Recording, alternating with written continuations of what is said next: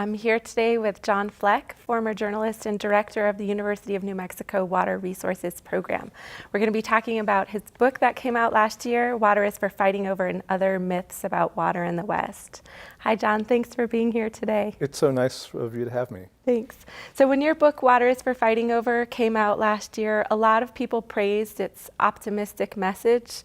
In the book, you write a lot about how even when there are really difficult water disputes, you found that people can move towards solutions through informal conversations and cooperation rather than litigation and conflict. And that's not really the narrative that we're used to in the West. So can you talk about why you think sort of your take on things is the right one?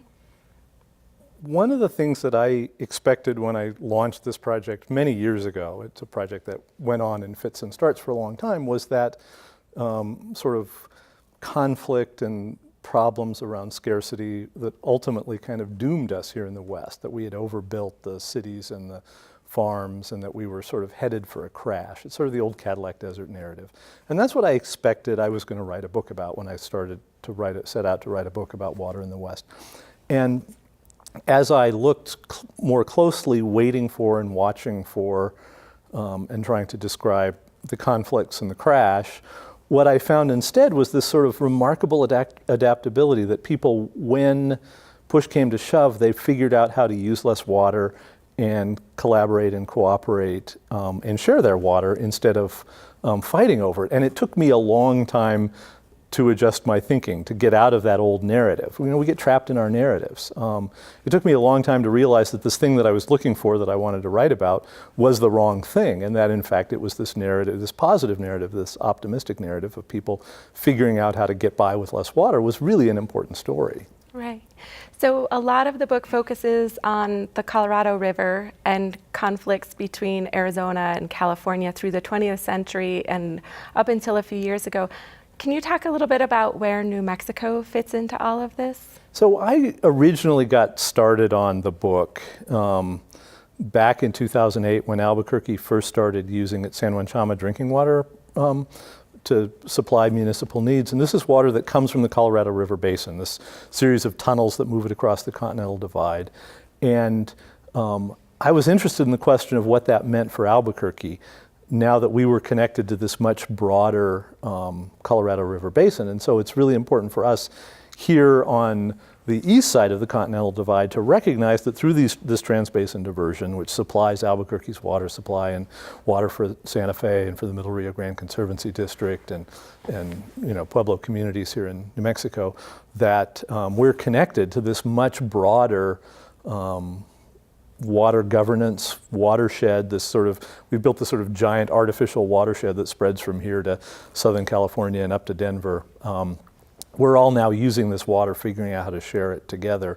So it's important that sort of Albuquerque understand that we are connected with this broader community of water users all the way across the Western United States. So another really important thing that happened since your book came out is Donald Trump was elected president. And I'm wondering if you have thoughts on how the new administration might affect water management on the Colorado River. One of the most important things that I'm watching right now and that I'm concerned about is the change in our relationship with Mexico. You know, we talk about the 7 states of the Colorado River Basin, but that's 7 states in the United States. There's another 2 in Mexico, and this river crosses out of the Arizona-California border into Sonora and Baja, and supplies water in Mexico too, and it's a shared river.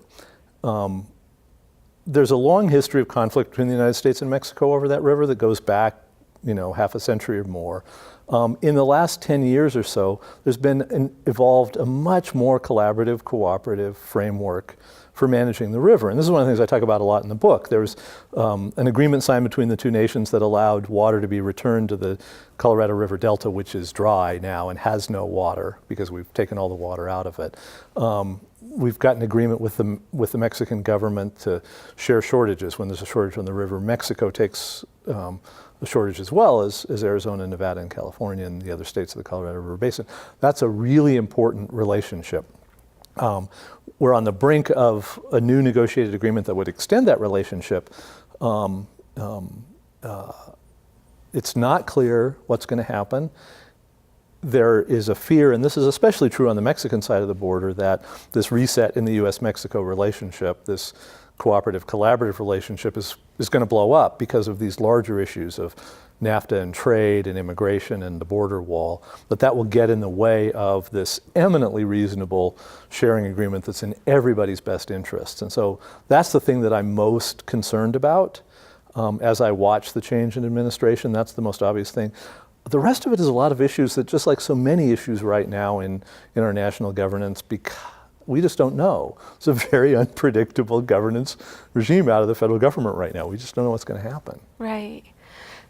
So your research mostly focused on the Colorado River and Arizona and California, but you were a reporter here in New Mexico for decades at the Albuquerque Journal. And one of the things I really found interesting in your book is you wrote about how understanding water in Arizona means starting with cotton. I was wondering if you could briefly explain what you mean by that, and then help us understand, what do we need if we want to understand water in New Mexico? What do we need to start with here? Oh, this is a great question. So in Arizona, water management grew up around the problem of supplying enough irrigation water for these huge cotton farms, especially during the 1940s and 50s in the post-war era. Arizona was a cotton empire. And so the water systems were built and developed around providing irrigation water for cotton farming. And then modern Arizona has sort of evolved from that. We're not growing a whole lot of cotton anymore in Arizona. We have suburbs in the greater Phoenix area where cotton once was grown, and that evolution from cotton to suburb is a really important thing to understand water in Arizona. Here in New Mexico, we started at a much smaller scale, but it started with agriculture. So we started with Pueblo communities irrigating and the Osage communities irrigating and the ditch communities along the middle Rio Grande diverting water out, and that then evolved into this urban water system that we have today in a kind of unhappy relationship for a long time. And so for a long time, the long-term plan for meeting Albuquerque's needs was to buy up water rights from farmland, shift that water out of agriculture into municipal use. And I think that was a source of real conflict between rural and urban cultures, between the Native American and Old Hispanic cultures and the modern post-World War II Albuquerque. We're seeing kind of an evolution away from that right now. The Albuquerque-Bernalillo County Water Utility Authority, the big municipal water utility, announced last year in its new long-range water management strategy that it thinks it has its house in order and doesn't really need to be buying up agricultural water rights anymore. So understanding where that came from, we were an agricultural community turning into a city, and how we manage that relationship going forward is really critical. And you see this all across the West, this sometimes uncomfortable, sometimes comfortable relationship between the old farming cultures that really developed the West and the cities that are displacing them over time. Right. So moving forward, right now, what do you think the most important water issue in New Mexico is? I think we need to be very mindful of and concerned about the potential impact of climate change on our water supplies, and really be thinking about how we're going to adapt going forward. You know, all the data suggests that we're likely to see a reduction in stream flows in our rivers. Our dependence on groundwater becomes more important, and so our ability now, when we have kind of enough water right now, to manage our water supplies, to continue conserving in a way that preserves the aquifer so that it's there as a long-term reserve, you know, in those sustained droughts that are, you know, likely to be something that we face in the future, is a really, really important thing. I think we need to also think more carefully about the relationship between our urban areas and our rural areas and how we manage water. I think that, you know, Albuquerque's success in conservation, I mean, Albuquerque's conservation success is a remarkable, conservation is happening all around the West. We're probably the best at it. Our per capita water use is just about half what it was 20 years ago, which is pretty remarkable in a modern industrial world to have a resource, the use of a resource drop that much. That's pretty amazing. That gives us the flexibility to rethink our relationship with the rural and urban communities about how we use water, how we share water, how we integrate the two kinds of communities that are around us here. Well, John Fleck, thank you so much for being here with us today. Thanks for having me.